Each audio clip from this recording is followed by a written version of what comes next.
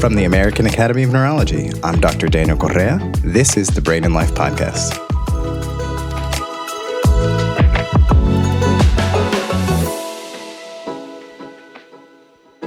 So much of our world and society centers around an assumption that everyone walks or moves around the same way. But the reality is that our community is full of people at all ages that move and interact with the world in different ways. The American with Disabilities Act, or the ADA, has helped support adaptations to our sidewalks and other structures to make mobility easier for everyone, whether you have crutches, a wheelchair, or a stroller.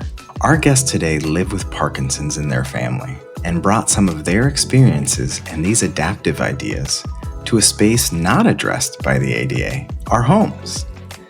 I hope you enjoy our conversation with Alan and Julie Patterson about their story and about how their building and construction company teamed up with Southern Living to develop a design for adaptive living while also benefiting the Parkinson's Foundation.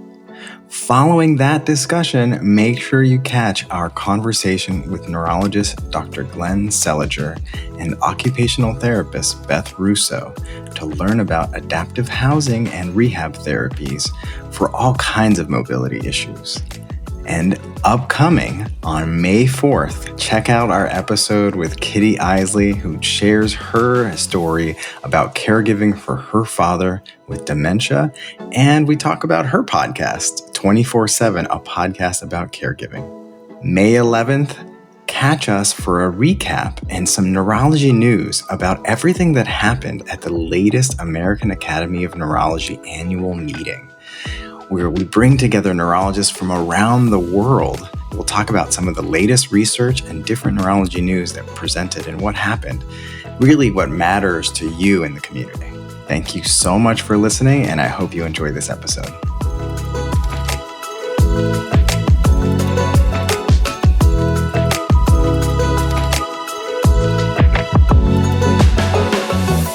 Welcome back to the Brain and Life Podcast. Today, I'm joined by Alan and Julie Patterson, straight from South Carolina. Alan helped the Southern Living magazine put together the idea of adaptive housing for living with various conditions, but particularly Parkinson's disease. I'm glad that they're both here to join us and to share their experience with Parkinson's disease and thinking about adaptive housing for everyone. Thank you and welcome, Alan and Julie. Thank you for having us. So, Alan and Julie, what's your family's history and experience with Parkinson's disease and other neurologic conditions that started to draw your interest into this idea of adaptive housing? Personally, there was no Parkinson's in my family. My father and my sister both died from cancer. My mother had Alzheimer's. So those were both always on my radar. I was always reading about preventing Alzheimer's or cancer, and then out of the blue got the diagnosis with Parkinson's. And so what was it that you started to notice made those symptoms and made you more aware? I was training for a half marathon, and while I was running, toes would curl up, and I thought, I'm dehydrated, I'm not stretching enough, things like that. But it just continued. And a couple of times when I ran, my hand just started shaking while I was running. And I ran with my daughter, and she said, "Mom, you're not swinging your right arm." And I'm like, it's just because I've got my activity tracker on my left arm, so I exaggerate the movement of my left arm. But I knew something was up. And took several trips to our local family doctor, and then he sent me to a neurologist. It sounds like you have a very perceptive daughter. Some of those are very typical symptoms that you describe, and as she noticed, that people might start to notice. And many people, I think, at the beginning start to hope that, maybe just a small adjustment or with some time, maybe something like dehydration, especially when you're thinking about marathon running. Yes. And Alan, did you have any experience before you got involved in the idea of adaptive housing with other neurologic conditions or Parkinson's?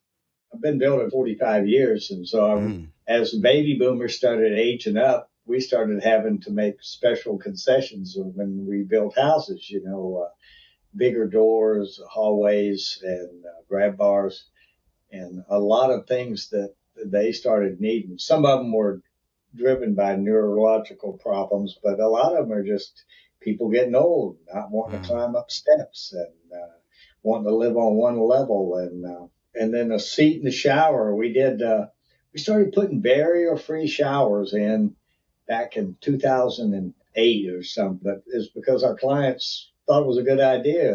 And a lot of the things we incorporated in our designs and our buildings were really made for people that were just aging out a little bit, aged in place. But some of them had neurological problems with ramps and doorways. And so we started incorporating those in because I'm getting old too. I thought if I like it, they'll like it, So, and it's been a big draw, and surprisingly, it's helped us market our products and our type of design. The Parkinson thing was just a huge thing that Julie will explain a little bit about how we got involved in it. I always felt like I needed to give back to the community and do something to help or make a difference when we build houses. We've done a lot of it and just kept adding one thing after another, and a lot of it is been applicable to people with neurological problems. So, Alan, you brought up a few adaptations that someone might do, you explore as a builder for someone with aspects like their bathroom or otherwise. But as you've been able to start to put these things together, what do you think of, or how do you describe for people what is adaptive housing? Well, adaptive housing is where we eliminate barriers to mobility, and particularly with Parkinson's and other things. Sometimes people are in wheelchairs. And with Parkinson's people, they tend to trip and drag a foot or something. So we try to eliminate those barriers to mobility, a ramp or grab bars, thresholds that are barrier-free that make a smooth transition, don't represent a trip hazard. The showers are really good in that we've made them big enough where you can get a wheelchair in there. And a seat. I always want a seat, If I'm trying to wash my feet, I really want to sit down. And I can just imagine if you got balance or mobility issues, it's even more important. And I like comfort toilets, a little higher, easier to get around. Adapted housings work for people instead of the other way around. I mean, I try to figure out what's easiest for those people. Doorways that are a little wider, hallways that are wide enough for wheelchairs and stuff. I've worked with the design firm Eric Moser and them, and they actually designed this cottage. And we sat down and they had some good ideas about how to make it more accessible to people. And a lot of what we do is perfect for people with neurological things. What's really exciting nowadays is the smart homes and appliances, where you just walk in and say, turn on the lights, And even the appliances, GE and some other companies have started doing that, where you can turn on stoves. And with the advent of iPhones and Siri and all that, it's really been helpful to get commands so you're not wandering all over the place. You got the lights that you need. And we've done a lot of those type of products. It sounds like there's some helpful adaptations that people can think about across various rooms of their house. I mean, we use all the different spaces so differently. It sounds like a lot of that seemed to come together in the Southern Living Adaptive Cottage project. How did that come to happen? We did a house for Southern Living that was like an idea house, and it was around Christmas when it was going to be on tour. And we partnered with a local hospice company that normally had a huge event at Christmas to raise money. And this was 2020 during COVID, so they couldn't have their huge fundraising event. So we adapted their project and made a tour where people could tour the house. We decorated first as a design idea for just a normal house. And then during December, it was decorated for Christmas. And the neighborhood had people buy trees and decorate for Christmas, and people could buy tickets and tour the cottage that we had and tour the neighborhood to see how the neighbors had decorated their porches and their trees. So it was COVID friendly and raised money during COVID, which was not an easy time to do that. And my friend Scott Ryder, who is a Parkinson's advocate extraordinaire, came to me and said, I got an idea. Why can't we build a house and raise money for the Parkinson's Foundation? And it could be adapted for people with Parkinson's or any other issues. So that was working with the local Parkinson's Foundation or the national organization? The national. He's on the board for the Carolina chapter of the Parkinson's Foundation. And so then how did the cottage and some of what you guys worked on and the plans and as the builders, how does that go back to support in the Parkinson's Foundation?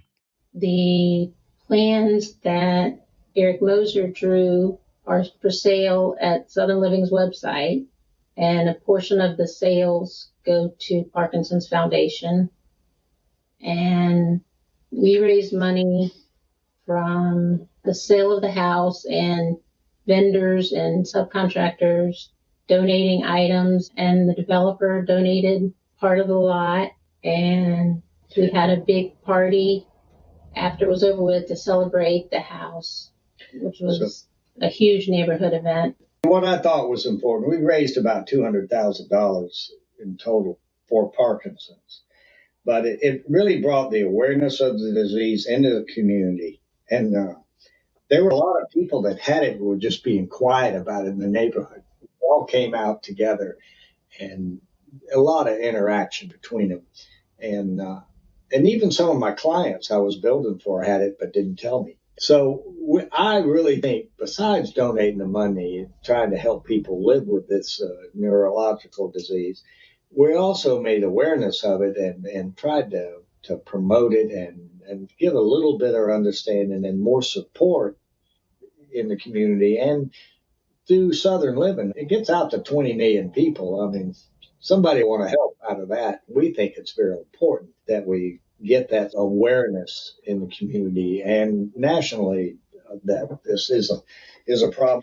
It's great to have more of this conversation about these adaptations, as you said, increasing awareness, but also decreasing the stigma. I mean, so many people, there is this fear and stigma of when they might need a shower chair or, a bar incorporated in the house. And so I'm interested, Julie, as you and Scott had conversations with the developers and Allen and other people, what were some adaptations that you think that were unique or specific to Parkinson's patients moving slower or having more difficulty, or some of the dyskinesias that led to interesting or new adaptations that were incorporated into the house?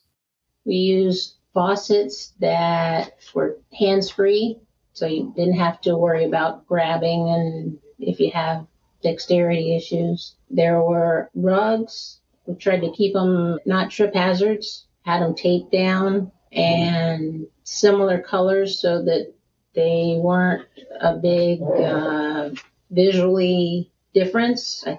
That's a problem for some people where the color, I've read where it looks like a hole with a dark rug in the middle of a light floor. We had the pot filler at the stove, so you didn't have to worry about carrying water from the sink to the stove.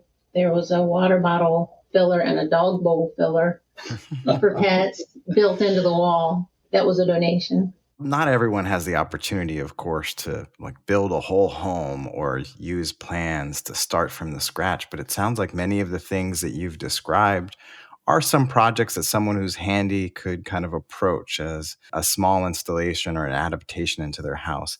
Allen, in your experience, what would be some of the top things that you would suggest to someone that they consider if they're looking at doing some, DIY adaptations to their own home to plan for a future of hopefully aging at home?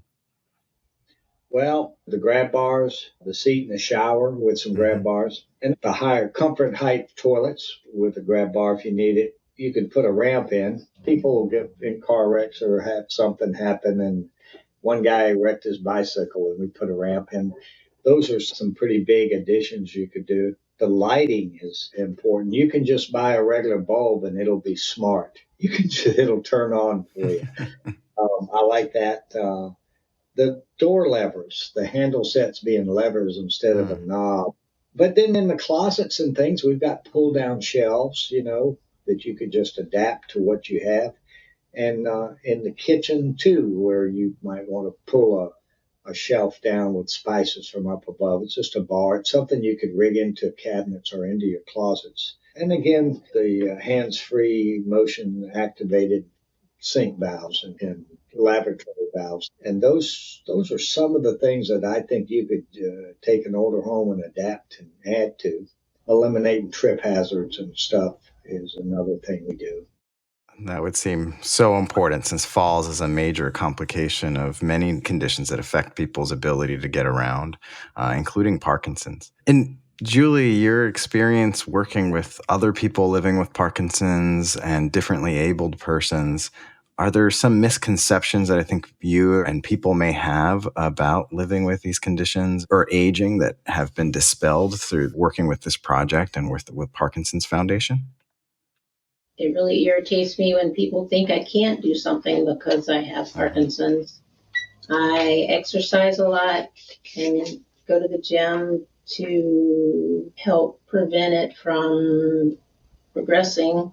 And I really don't like it when people think people with a disability can't do things that they can and want to do and aren't ready to give up on their independence quite yet.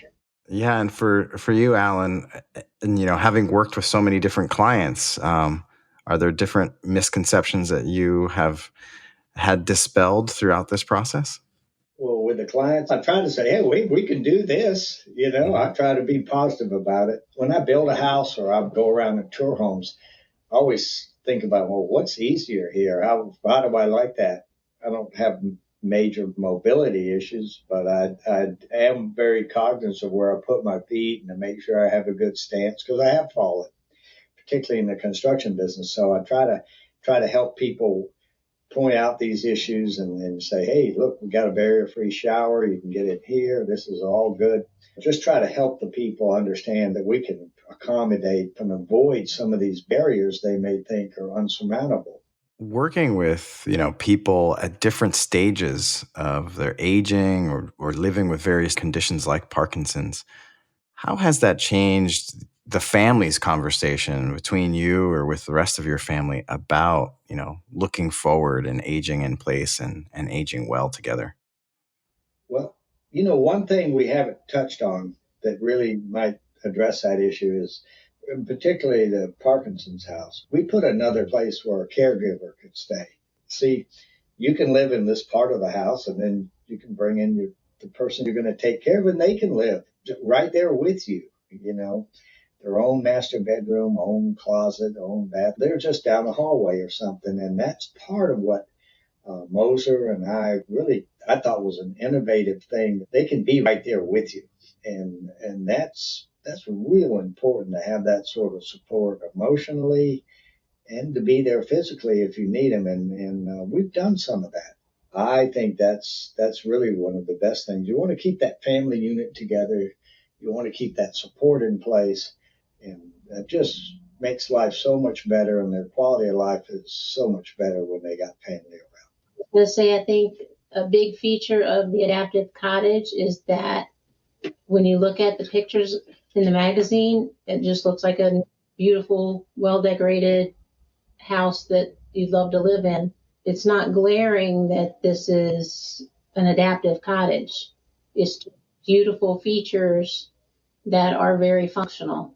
That's the way it should be. Yeah, no, I agree. It's beautiful pictures, and sometimes you have to almost take a look and try to find, oh, I see how that is a change and accessibility to the sink and accessibility to getting around the rooms. And the fact that there's less barriers between rooms. It can be subtle, but it makes a huge difference. Well, thank you both for joining us and for taking the time to share your experience, your story, and your ideas with our listeners at the Brain and Life podcast. All right. Thank you. For having us. Want to learn more about the conditions discussed in this episode and other factors that could impact your brain health? For the latest on causes, symptoms, diagnosis, treatment, and management of more than 250 of some of the most common and rare neurologic conditions, please visit brainandlife.org/disorders. Welcome back to the Brain and Life podcast. I'm joined now by Dr. Glenn Seliger and Ms. Beth Russo. They both work at the Helen Hayes Rehabilitation Hospital. Dr. Seliger is a neurologist and neurologic rehabilitation expert, and he's the director of their Traumatic Brain Injury Rehab Services program. And Ms. Beth Russo works as the occupational therapist in the Helen Hayes Hospital's outpatient Parkinson's program. They're both here to help us get some extra context on what we started in our discussion with the Pattersons and adaptive housing. Thank you so much for joining us today. Thank you for having us. Thank you. Dr. Seliger, can you help some of us understand a little bit what's the difference between neurologists, PM&R, or physiatrists, the physical therapist, occupational therapist? There's a big team that some people might encounter in rehabilitation services. Well, as it relates to Parkinson's, neurologists and physiatrists could overlap quite a bit depending on their exact expertise and experience. But in general, the neurologist's role is going to be one is help with the diagnosis and understand exactly what Parkinson's syndrome we're dealing with, if it's Parkinson's disease or a Parkinson's-like syndrome. Give some overall message to both the patient and the team of what the likely natural history of the process is going to be, what medications might be helpful for that, and some, although that would be much more of the therapy team, but where this might fit in for therapy, which particular areas appear to be particularly involved at this moment. The physiatrist might do something similar, except would probably be less likely to be involved in these specific diagnoses. And then depending on experience, probably wouldn't be changing medications very much for a Parkinson's patient. Sometimes the neurologist, sometimes the physiatrist, depending on the setup, might be the direct contact with the therapy team. And Beth, what's the difference between physical therapists and occupational therapists, both in the hospital and then as people continue their therapy in the outpatient side? The difference between occupational therapy and physical therapy, in particular for Parkinson's, is really a team approach. We recommend that they both work together. Physical therapy is going to look more at their gait, their balance, their functional mobility. Occupational therapy is going to be looking at their activities of daily living, their functional status in and out of the home, their cognition, as well as their visual, perceptual, more of the non-motor symptoms for Parkinson's. For Parkinson's in general, there's a very large movement right now of therapy. So physical therapy and occupational therapy and speech therapy as a team, trying to build this cohesive environment from inpatient and outpatient settings to make the patient as functional as possible in and out of the home. What are some of the differences in the programs and rehab that you offer between Parkinson's and some of the other movement disorders or neurodegenerative disorders? Here at Helen Hayes, the outpatient Parkinson's program was started by myself and my partner, Sandy Feeney, back in 2013. We modeled it based on various different places, including the rehabilitation of Chicago. We wanted to make a cohesive team approach, which we basically got certifications in allied team training for Parkinson's wellness recovery certifications, and LSVT certifications for the OTs, PTs, and speech. So we have a team of about 8 therapists that look at all movement disorders, not just Parkinson's. So the atypical Parkinson's or any of the other movement disorders. So our education and our background has become more specialized. based on all the resources out there and the evidence-based practice that we have right now on Parkinson's and movement disorders. We also have a wellness program now and a support group for Parkinson's disease here at Helen Hayes that's now reopened since COVID. So that is good news.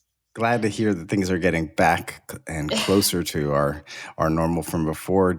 Now, do you also focus a lot on the services and support of the caregivers and the family members of people with Parkinson's?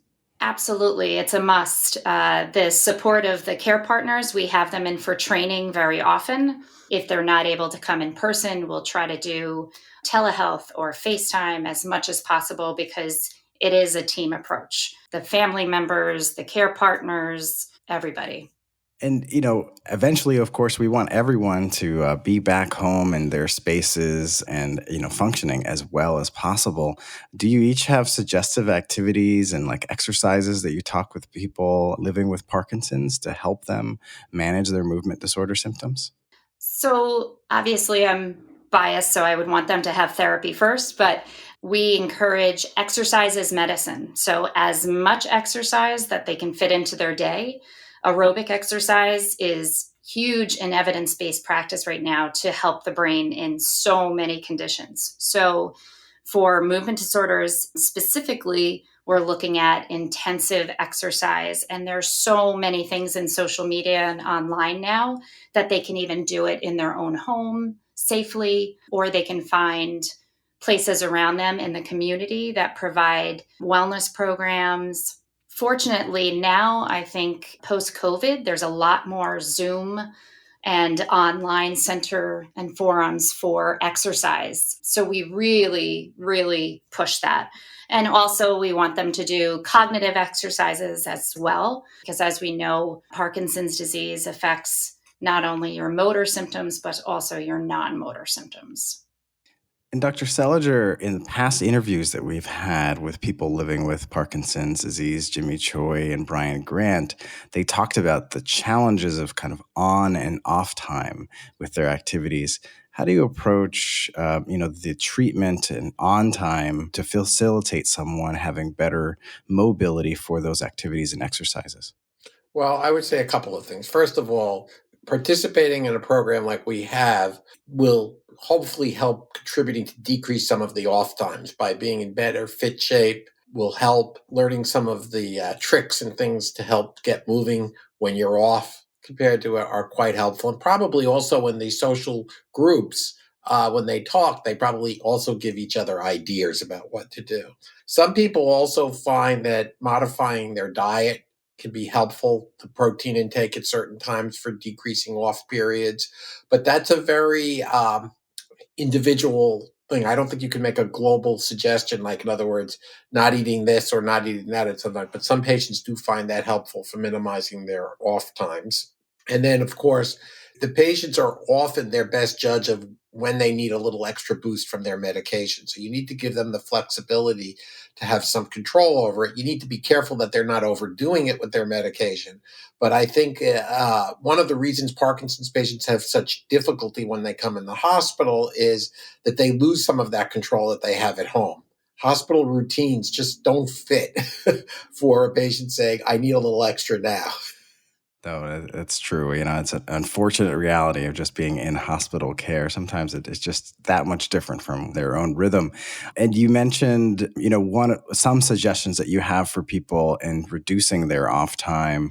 Is there one of those that you think is kind of like broadly applicable that people can consider and think about? I do mostly TBI, but I have several Parkinson's patients, the outpatient. Some of them find, at least they tell me that they find that decreasing their protein intake at certain times is helpful for them. And they notice a difference, and that decreases their times off. But I think for me, at least what they're going to most likely volunteer to me, the therapy team will probably be something different. But to me, they'll volunteer when they want a little bit of extra medication. I would agree. From the therapy perspective, sometimes we'll even have patients, if the off time is really inhibiting their function at home, we'll have them fill out logs of on and off times, and then they can then go to their doctor and say, these are the hours that my off times are impacting me. what can I do about it? So that way the doctor has a concrete explanation of what's happening to them and their hours. And then we see most of the neurologists will adjust their meds accordingly. That's a great context, that diary or log of how the times of days when they take their medicines and their symptoms. And Beth, you mentioned some cognitive activities that you suggest to, the community that you care for. Is there one of those that you would suggest that we all think about for our own brain health and cognition? So lots of times, if they are computer savvy, we will suggest the standard Lumosity, Brain HQ, Sporkle, things like that. Some you have to pay for, some not. Other things, if they do have apps on their phones, like any word games, any word retrieval games, letter cancellation games, anything like that. And then if they are able to do aerobic exercise, sometimes I'll have them pedal on their recumbent bike at home at the same time that they're doing a crossword puzzle, and they have to keep up the speed at the same time as they're trying to challenge their brain. Dual tasking is very big in evidence-based practice right now. So I would add one medication thing that I think is sometimes overlooked, that we don't always have control over it because sometimes the Parkinson's patients are under other people's care. But Beth mentioned the cognitive component and also the falling risk. And there's actually some literature about decreasing fall risk in Parkinson's patients. And that's not broadly known, but it is published in the literature and mentioned in a lot of the rehab texts. We were talking previously with the Pattersons about home adaptations. We want everyone to be able to move forward and age in place in their homes and with their families. How can adaptations in the spaces they live in and visit with their family help with that? first of all, I loved the adaptive cottage. I wish everybody could have something like that. In the Hudson Valley, I think the limitation we get is there is a ton of split level and bi-level housing here. So stairs is a huge ordeal to get accessible, but we want to try as much as possible. Simple things to removing rugs. Open space is huge. Removing clutter as much as possible. I think he used pocket doors in his cottage. That's also super helpful. If you're not able to do a pocket door in your renovation, then you can also do like a barn door. Also creating an open space. Many times individuals with Parkinson's have freezing of gait and also fall risk. So doorways are a big problem. Stairways are a big problem. So oftentimes the therapist will problem solve different ways to kind of counteract some of those things that are increasing their freezing of gait in the house. We also recommend maintaining the same flooring throughout the entire house so that visually they're not seeing different patterns that might trip them up, impair their ability. Yeah, and often when that happens is there's like a little, I forget what it's called, but there's a little bump as you go from one flooring to another, and that's often devastating for Parkinson's patients. So lots of times we'll try either taking the saddle out, but also if they're redoing their bathroom per se, we'll have it as uniform as possible so that if they're further along in the disease process and they have more visual perceptual impairments and cognitive impairments, it's helpful to eliminate anything that's going to impair their ability to see the right thing, depth perception, and so on. And you described, also how in certain communities like the Hudson Valley or maybe even in like cities like in New York City, people don't have as much flexibility as, others might have either in building a home or even financially. What are some simple modifications or adaptations that someone could do, whether it's they're living with Parkinson's or maybe even in recovery after a more moderate or severe traumatic brain injury? I think less is more. Even if they have an apartment and it has a 4-story walk up, making sure there's 2 railings. If they rent, they can ask the landlord to install a second railing. On the actual apartment or the house, eliminating rugs altogether, maybe even eliminating some furniture, opening space as much as possible. That's probably the cheapest ideas. Other little things are, in the kitchen, thinking about adaptations of simple, like opening the fridge opening containers, things like that, keeping it simple. And so you've both been working with a wide variety of people living with different neurologic conditions and within neuro rehab. I'm wondering, in your experience, how has neurologic disorders touched each of your lives, and how has your experience working at Helen Hayes with the community helped you approach those challenges with a family member?